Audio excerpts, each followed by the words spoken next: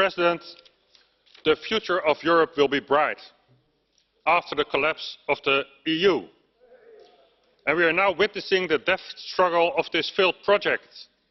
We see it in the elimination of the freedom of speech, in the demonization of political opponents, in the acceleration with regard to an EU army.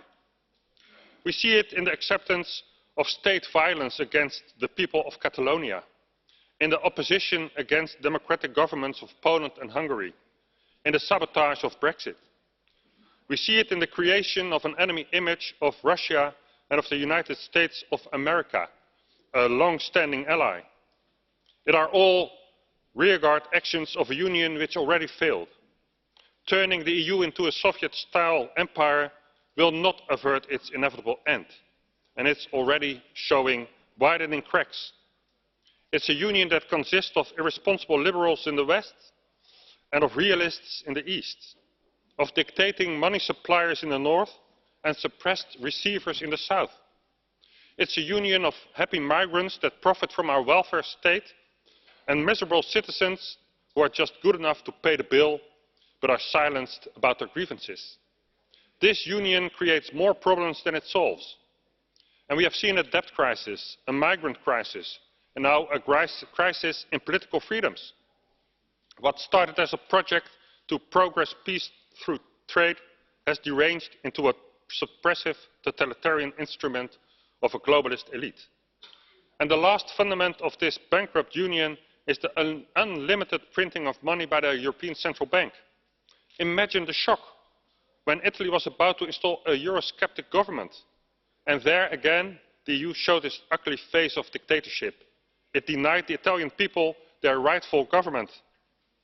This union that has sold his soul to investors in the Middle East cannot last and should not last. Turkey is turning into an Islamic society, and Erdogan is overturning the achievements toward a secular state. Journalists, professors, military personnel are being jailed.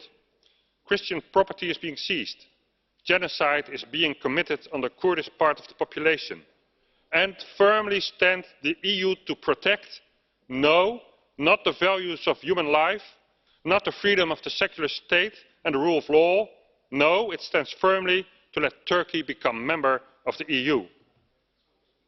In the UK, Muslim grooming gangs have abused hundreds of children. They were abused, raped, some even killed. And although the authorities knew about it, they were reluctant to act. And when it finally blew out in the open, they tried to cover it up. In Germany, Sweden, the Netherlands, hundreds of young girls are victims of grooming gangs. And where is the protection of our children? Where is the outrage in the EU? It's not there. The EU does not and will not protect our children. Instead, it sacrifices them. The EU elite welcomed these child rapists and still do. Honest and strong men like Tommy Robinson are silenced, are thrown in jail to be murdered by inmates. That is the true character of the EU. The EU has no right to a future. The EU has no future. The future of Europe is to the nation states and its people.